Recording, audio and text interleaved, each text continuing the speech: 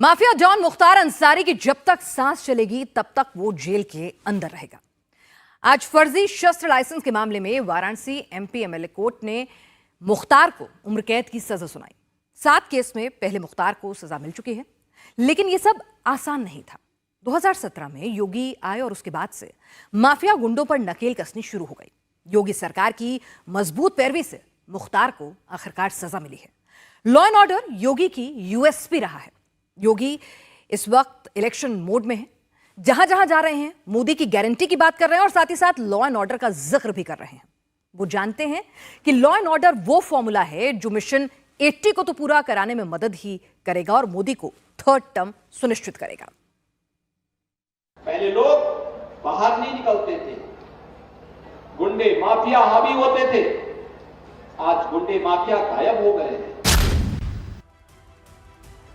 उनमें से एक ये भी है, मुख्तार अंसारी जब से बाबा आए हैं तब से ये गायब है। जेल से बाहर नहीं आया है और न ही आने का कोई इसको मौका मिला है। अब तक 8 मामले में इसको सजा हो चुकी है। आज फर्जी शस्त्र लाइसेंस मामले में उम्र कैद की सजा मिली। 2,02,000 का जुर्माना भी लगा है। जेल में है और ताउम्र जेल में ही रहेगा मुख्तार। योगी राज में तो इसका बाहर आना मुश्किल है। गुंडे माफियाओं पर योगी का ये ट्राइड एंड टेस्टेड फॉर्मूला है। 80 seat, 400 seat, 3rd term Modi को लाने में ये फॉर्मूला भी मददगार साबित होगा। योगी 2019 में इसका सफल प्रयोग कर चुके हैं। 2022 में दोबारा योगी आए तो इस फॉर्मूले ने गजब का काम किया। 2024 में भी इस फॉर्मूले पर योगी को बहुत ज्यादा भरोसा है। इसीलिए योगी जहां जाते हैं गुंडे माफियाओं को गुम कर देने वाले अपने इस फॉर्मूले को जरूर बताते हैं। पहले लोग बाहर नहीं निकलते थे, गुंडे माफिया हावी होते थे। आज गुंडे माफिया गायब हो गए हैं। पहले विकास आता नहीं था, अब विकास भी आ रहा है और विरासत का भी सम्मान दिया जा रहा है। जैसे गुलाब सिंह लोधी जी की आज भव्य प्रतिमा और स्मारक का आज यहाँ पे लोकार्पण का कार्यक्रम संपन्न हुआ। सातन पासी के किले के भी पुनरुद्धार के लिए सरकार इसी प्रकार की बड़ी कार्य योजना को आगे बढ़ाने का कार्य कर रही है। बहनों और भाइयों, यह सरकार डबल इंजन की सरकार है और डबल इंजन की सरकार इसलिए है क्योंकि आपका आशीर्वाद प्राप्त हुआ है। आपका आशीर्वाद प्राप्त हुआ तो अयोध्या में रामलला का भव्य मंदिर का निर्माण किया। आप मुझे बताइए, क्या अयोध्या में रामलला का मंदिर कांग्रेस के लोग बना पाते? समाजवादी पार्टी के लोग बना पाते? जब उनसे न गरीब को राशन में दे सकते हैं, न गरीब को मकान दे सकते हैं, न स्वास्थ्य की सुविधाएं दे सकते हैं और न राम मंदिर निर्माण करके आपकी आस्था को सम्मान कर सकते हैं, तो फिर अपना वोट खराब करके क्यों उन लोगों को अपने ऊपर बोझा के रूप में स्वीकार करते हैं? और इसीलिए हम आपका आह्वान करने के लिए आए हैं। पूरे देश के अंदर एक ही आवाज आ रही है। पूरे देश के अंदर एक आवाज है और वो आवाज है 2024 में फिर एक बार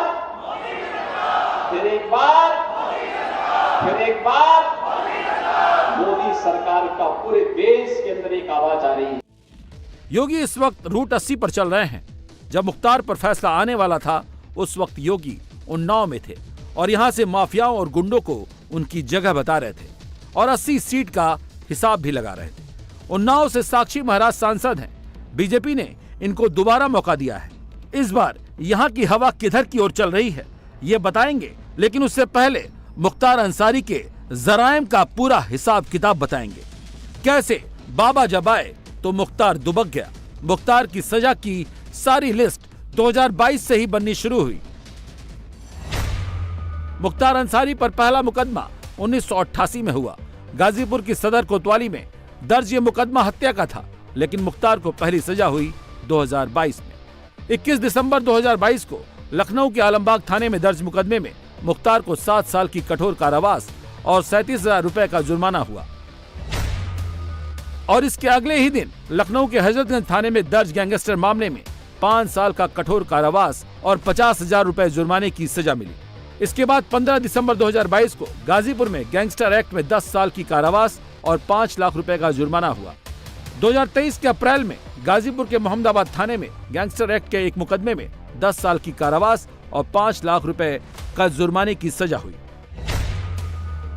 2023 के जून में वाराणसी के चेतगंज थाने में अवधेश राय हत्याकांड में आजीवन कारावास और 1 लाख रुपए के जुर्माने की सजा सुनाई गई।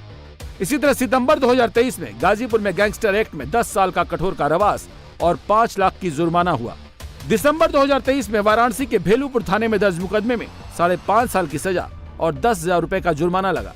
और आज फर्जी शस्त्र लाइसेंस मामले में मुख्तार को आजीवन कारावास की सजा हुई और 2,02,000 रुपए का जुर्माना लगा। मुख्तार पर 65 से ज्यादा मुकदमे दर्ज हुए जो हत्या, लूट, डकैती, अपहरण, NSA, गैंगस्टर, रंगदारी के थे। कई मुकदमों में सबूत न होने, गवाही न होने या गवाहों के पलटने से मुख्तार बरी हो गया, लेकिन अभी भी 21 मुकदमे चल रहे हैं। मुख्तार को जिस फर्जी शस्त्र लाइसेंस के मामले में सजा मिली है वो मुकदमा 1987 का है। मुख्तार अंसारी ने जून 1987 को गाजीपुर के जिलाधिकारी के यहाँ दोनाली बंदूक के लाइसेंस के लिए एप्लीकेशन दिया था।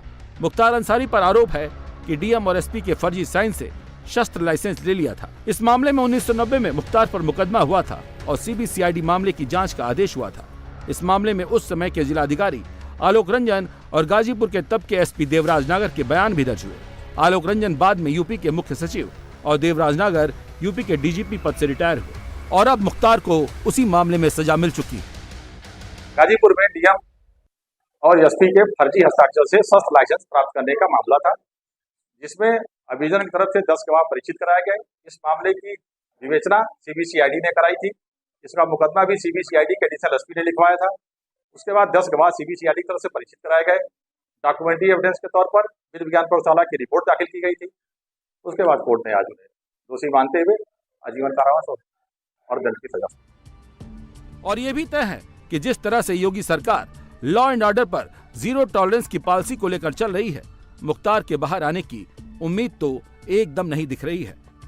पहला मुकदमा 1988 में दर्ज हुआ था और पहली सजा हुई 2022 में, यानी 34 साल बाद। अब पिछले 18 महीने में योगी सरकार ने कोर्ट में मजबूत पैरवी करके 8 मामलों में मुख्तार अंसारी को सजा दिलाई है। लोकसभा चुनाव में यूपी की सभी 80 सीट बीजेपी जीतना चाहती है और बीजेपी को ऐसा लगता है कि PM मोदी का नाम, योगी सरकार का काम, राम मंदिर और बेहतर कानून व्यवस्था और माफियाओं के खिलाफ योगी सरकार के एक्शन से उनका ये टारगेट पूरा हो जाएगा।